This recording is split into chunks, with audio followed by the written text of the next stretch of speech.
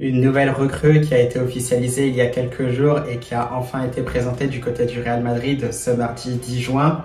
Bien évidemment, ce sera certainement un renfort de poids pour le Real Madrid et surtout pour son nouvel entraîneur Xabi Alonso qui a commencé donc la nouvelle ère du Real Madrid avec une première séance d'entraînement qui était ce lundi 9 juin. Donc bien sûr, très content de ce transfert de Dina Aysen. Buenas a todos y a todas, j'espère que vous allez bien, c'est Baki Koune de Madrid. On se retrouve bien sûr après quelques jours off pour une nouvelle vidéo à propos du Real Madrid, non pas pour les matchs mais toujours pour la rubrique Mercato, car oui, une nouvelle recrue a enfin été présentée du côté du Real Madrid, c'est bien sûr l'international espagnol qui vient de Bournemouth, c'est bien sûr Dina Aysen. Vamos! Eh bien, Los Chavales, c'est vrai qu'après quelques jours off, au vu de la Ligue des Nations et au vu de la fin de la saison, c'est vrai que je vous retrouve un peu plus tard, bien sûr, pour une nouvelle vidéo, donc à propos du Real Madrid et surtout de cette officialisation, de cette présentation de Dina Aysen, donc l'international espagnol qui vient de Bournemouth. Donc ça, on le savait déjà puisque le transfert a été officialisé. C'était donc cette présentation que j'avais tout simplement hâte de voir, bien sûr, d'entendre les premiers mots du joueur espagnol sous les couleurs du Real Madrid. Donc voilà, très heureux, très hypé. Donc bien sûr, il y a eu pas mal de choses. Donc une visite médicale qui s'est très bien passée, bien évidemment. Une présentation aussi avec le discours de Florentino Pérez, bien sûr qu'on aime toujours entendre quand on est supporter madrilène. Et bien sûr, après les premiers mots de Dina Aysen. Donc là, bien évidemment, tout de suite, c'était très intéressant. On voit justement que le joueur espagnol était très content de réaliser son rêve, donc de jouer pour le Real Madrid. Ça se fera bien sûr d'ici peu. Donc ce sera notamment dès la semaine prochaine si Xabi Alonso le met d'ores et déjà titulaire face à Al Hilal pour ce premier match justement du Real Madrid en Coupe du Monde des clubs. Mais voilà, sinon c'est un Dina Aysen qui était tout simplement très heureux et surtout avec une première phrase aussi qui a fait écho dans ma tête, qui m'a fait extrêmement plaisir en tant que supporter madrilène. C'est tout simplement dès lors qu'il dit qu'il n'avait que Dieu pour le Real Madrid. Et ça, tout simplement, voilà, c'est ce qu'il y a de mieux quand on vient jouer au Real. C'est ce qu'il y a de mieux aussi pour ravir tous les supporters madrilènes. Donc bien évidemment, ce sont des mots qui font extrêmement plaisir. Le reste, évidemment, ça se jouera sur le terrain parce que c'est le terrain qui aura la vérité. Bien sûr, on le sait, les mots, ça reste que des mots. Maintenant, on attend bien sûr les actes pour Dina Aysen. Donc très content tout simplement de cette présentation qui finalement s'est très bien passée. Il y aura bien sûr quelques minutes après cette conférence de presse. Alors comme je disais aussi sur ma chaîne TikTok, la conférence de presse, je ne l'ai pas regardée au moment M, donc je l'ai regardée un peu après, donc via l'application Real Madrid TV. Donc là-dessus, c'était une conférence de presse qui a duré une dizaine de minutes. Donc finalement, c'était assez intéressant, même si je pense que le plus intéressant pour Dina Aysen, au contraire de Xabi Alonso, c'est ce qu'il va apporter sur le terrain, puisque certaines réponses au niveau de comment le Real Madrid allait jouer, ces réponses-là, c'est le coach espagnol qui les avait. Donc c'est vrai que c'était pas forcément hyper intéressant aussi cette conférence de presse, puisqu'on posait des questions à Dina Aysen, tout simplement des questions auxquelles il avait déjà répondu certainement auparavant. Donc finalement c'était des réponses assez classique qu'on connaissait déjà, dans le sens où bien sûr c'était son rêve de jouer au Real Madrid, c'est un rêve qui se réalise, il est bien sûr très content de cela. Bien sûr on a rebondi aussi sur le fait que Sergio Ramos était son idole, qu'il prenait exemple sur lui, et ça bien sûr on y viendra parce que il y a pas mal de choses que Dina Aysen va apporter au Real Madrid, tout en sachant bien sûr qu'il s'est certainement inspiré de son idole Sergio Ramos. Donc ça bien sûr c'est assez intéressant, ça va être aussi intéressant de mettre tout ça en valeur. Puis après voilà, cette conférence de presse qui va tout simplement continuer. Donc on a parlé aussi de ses passages en Italie, de ce que lui a apporté aussi José Mourinho donc lorsqu'il était à la Roma, et bien sûr le fait qu'il était du côté de Bournemouth donc la saison dernière. Il a sorti d'ailleurs de très bonnes performances, bien sûr, qui fait que justement il était aussi dans les radars de d'autres clubs européens. Bien sûr, comme il l'a dit, il n'avait que Dieu pour le Real Madrid et bien sûr il a choisi le Real Madrid. Le Real Madrid s'est intéressé bien sûr à lui, tout aussi dans cette logique d'hispaniser aussi le vestiaire madrilène. Ça bien sûr c'était un très bon coup de la part des dirigeants du Real Madrid, et sur ce côté-là, on est vraiment très satisfait de cette recrue-là, à voir maintenant ce qu'il va apporter. Et ça tombe bien parce que d'ailleurs on lui demandait aussi voilà qu'est-ce qu'il pouvait faire aussi pour progresser, pour évoluer lorsqu'il sera au Real Madrid. Et bien tout simplement il disait aussi qu'il pourra évoluer au Real Madrid tout simplement en continuant à travailler donc dans tous les aspects footballistiques. Donc ça bien sûr c'est très très intéressant parce que le joueur est tout simplement conscient de la marge de progression qu'il a, même s'il est très très fort justement à l'âge seulement de 20 ans. On avait d'ailleurs fait ces comparaisons aussi en conférence de presse avec Lamine Yamal qui lui n'a que 17 ans, donc il y a 3 ans d'écart entre les deux. Donc on sait qu'il y a aussi cette pression pour ces jeunes joueurs, mais visiblement la pression ce n'est pas forcément quelque chose qui leur font peur. Il le disait d'ailleurs Gina Hysén, malgré bien sûr aussi le fait qu'il coûte 59 millions d'euros je crois au Real Madrid. Donc bien sûr, c'est le défenseur le plus cher de l'histoire du Real Madrid. On est un peu devant bien sûr les 50 millions d'euros que le club avait dépensé pour Eder Militão. Donc c'était en 2019. Donc ça, Gina Hysén bien sûr en est conscient. Il est bien conscient aussi que ce n'est pas forcément lui qui choisit les prix, mais lui il est tout simplement concentré sur la performance qu'il doit proposer donc sur le terrain. Et ça, je trouve que c'est une très très bonne mentalité à voir maintenant ce qu'il se passera dès lors qu'il sera aligné sur le terrain. Voilà, c'est à peu près ce qui a été intéressant donc dans cette conférence de presse d'une dizaine de minutes pour Gina Hysén. Donc bien sûr, on a continué, donc moi je l'ai bien analysé et puis je me suis dit c'est très bien parce que pour Gina Hysén, on a vu aussi pas mal de choses. Pour ma part, c'est vrai que je ne le connaissais pas beaucoup puisque c'était du côté de la Première Ligue qu'il évoluait, donc à Bournemouth.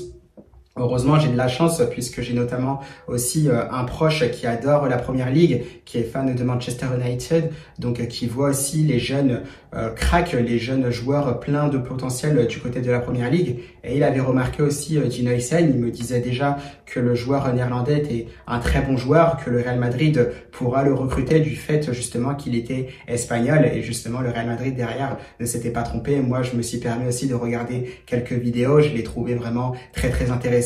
Bien sûr, tout s'est confirmé dès lors que je l'ai vu en Nations League. Ça avait commencé bien sûr avec sa prestation face aux Néerlandais, surtout sur le match retour, avec cette longue passe donc dans le dos de la défense néerlandaise pour Lamine Yamal, avec un enchaînement d'ailleurs du jeune attaquant espagnol, tout simplement maravillosa, donc magnifique. Donc là-dessus, je me dis, ah oui, quand même, le petit a quand même beaucoup de potentiel. Et surtout, c'est pas qu'offensif, parce qu'on le sait, Gina Hysén, c'est un défenseur aussi qui est ambidextre. Pied gauche, pied droit, il n'y a pas de problème.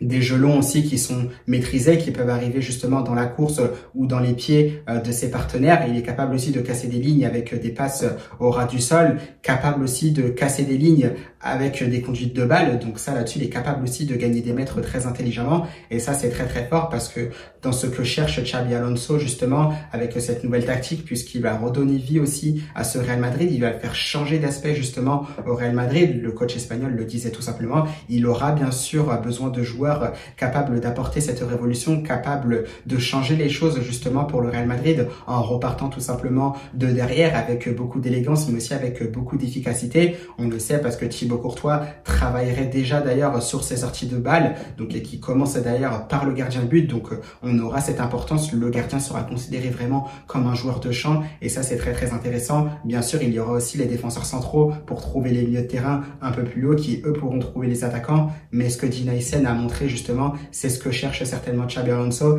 et ce sera certainement à l'image aussi du Real Madrid que nous verrons à partir de la semaine prochaine face à Al Hilal. Donc ça c'est très très intéressant puisqu'on voit que cette palette de Gina Hysén est vraiment très très large et surtout défensivement il a vraiment de très belles interventions, tout en sachant que c'est des interventions qu'il fait qui ne sont pas faciles à faire parce que pour rappel, je crois que le joueur espagnol mesure quand même 1m97, donc c'est donc une muraille, c'est donc un Kyojin pour ceux qui ont regardé l'attaque des Titans. Il prend énormément bien sûr de place, il a beaucoup d'envergure, donc il fait je crois pas très loin de la taille de Thibaut Courtois, donc c'est vraiment assez impressionnant, capable aussi de gagner des duels de la tête, que ça soit défensif comme offensif, une lecture du jeu aussi qui est très très bonne, bien sûr qui sera encore à améliorer donc dans les années à venir, dans les semaines à venir aussi. Donc ça là-dessus, je suis vraiment très très content de cette recrue qu'a le Real Madrid. Donc bien sûr, pour lui, il n'y a pas de problème. Il peut être aligné dans une défense à 3 comme dans une défense à 4. Maintenant, on va voir ce qu'il se passera donc dès lors que le Real Madrid jouera son premier match face à Al Hilal. Donc la tendance, ce serait certainement que le joueur espagnol serait attendu, je pense, dans l'axe avec Raúl Asensio pour commencer, parce que pas sûr que David Alaba puisse jouer. Militão, je pense, n'est pas prévu pour cette Coupe du Monde des clubs. À voir, parce que peut-être que si le Real Madrid aussi gagne cette ses 2 premiers matchs et qu'il est directement qualifié pour les 8e de finale, ben peut-être qu'en faisant tourner, on peut voir aussi un Militao donc jouer en défense centrale titulaire. Donc ça, voilà, c'est ce qu'on pourrait voir du coup du côté des États-Unis pour cette Coupe du Monde des clubs. Mais c'est vrai que la tendance, c'est que Dean Huijsen, bien sûr, sera titulaire, à l'aise bien sûr dans une défense à 3 comme dans une défense à 4. Il peut jouer aussi à droite comme à gauche puisqu'il est ambidex. Donc vraiment très très belle recrue pour le Real Madrid. Donc on attend de voir, tout en sachant aussi qu'il y a Raúl Asensio qui a quand même explosé donc la saison dernière. Bien sûr, il a encore pas mal de marge de progression, l'autre défenseur espagnol, Raúl Asensio. Mais ça, c'est vraiment très très prometteur parce qu'il y a aussi une complicité qui peut naître justement entre les 2 défenseurs espagnols, tout en sachant que Raúl Asensio aussi pourrait être sélectionné à l'avenir, encore une fois, avec la sélection espagnole. Ça aussi, ça dépendra des affaires juridiques parce qu'on est à l'abri de rien avec ce qui se passe aujourd'hui. Bien sûr, je ne mets aucun doute parce que je ne sais pas vraiment ce qui se passe dans ces cas-là concernant Raúl Asensio sur tout ce qui s'est passé donc précédemment. Donc on verra bien ce qu'il se passera. Donc c'est ce qui fait peut-être que le Real Madrid aussi pourrait encore aller chercher un autre défenseur central, surtout que comme d'habitude, je pense qu'on n'est jamais à l'abri aussi de nouvelles blessures côté Real Madrid, que ça soit en défense, au milieu de terrain comme en attaque. Donc attention à cela. Donc vraiment très très content de cette signature de Dean Huijsen, Los Chavales, à voir maintenant ce que ça va donner. Il a fait d'ailleurs donc sa présentation donc au centre d'entraînement du Real Madrid, donc du côté de Valdebebas, une photo bien sûr avec le nouveau maillot, bien sûr un mec chill comme c'est dit dans les vidéos, donc avec ses célébrations, vous les avez certainement déjà vues. Moi j'en parlais notamment donc avant sa présentation sur TikTok. Donc bien sûr le fait qu'on attendait qu'il fasse sa célébration parce qu'elle est tout simplement incroyable. Moi c'est une célébration que je kiffe, mais c'est à l'image de toutes les célébrations du joueur du Real Madrid. Voilà, ce sont des célébrations, il y en a pas mal maintenant dans cet effectif madrilène. Mbappé, là bien sûr, on a Jude Bellingham, Vini Junior, on a Rodrigo Goes, on a Aurélien Tchouaméni, Arda Güler, Federico Valverde, ils font tous leur célébration et c'est assez incroyable. Donc on a hâte de voir vraiment tout ça. La célébration aussi de Dean Huijsen parce qu'elle est tout simplement incroyable. Je trouve qu'elle se démarque des autres, donc j'ai vraiment hâte de voir ça, tout en sachant qu'il a cette possibilité de marquer, il est capable de frapper de loin, il est capable aussi de marquer de la tête. Bien sûr, il faudra faire des progrès aussi, notamment dans les coups de pied arrêtés, puisque je trouve que c'est un Real Madrid qui n'a pas beaucoup marqué la saison dernière sur coups de pied arrêtés. Mais là, c'est vrai qu'avec les qualités de pied qu'il y a, que ça soit Güler, que ça soit aussi Trent Alexander-Arnold, il y a aussi de la qualité justement pour déposer des ballons de la tête, que ce soit sur Huijsen, sur Raúl Asensio, sur Jude Bellingham, sur Tchouaméni, sur Rudiger bien sûr quand il va revenir. Donc ça vraiment, on a hâte de voir tout ça parce que je pense que ça va être très très intéressant. Donc voilà, c'est tout ce que j'ai à dire par rapport à la présentation de Dean Huijsen. Hâte de le voir jouer bien sûr avec le Real Madrid. On l'a déjà vu jouer bien sûr avec l'Espagne en Nations League. Voilà, ça nous a laissé l'eau à la bouche par rapport à ce qu'il serait capable de produire une fois qu'il vêtira donc le maillot madrilène. Donc Dean Huijsen, bien sûr, on attend de voir ce que tu seras capable de faire.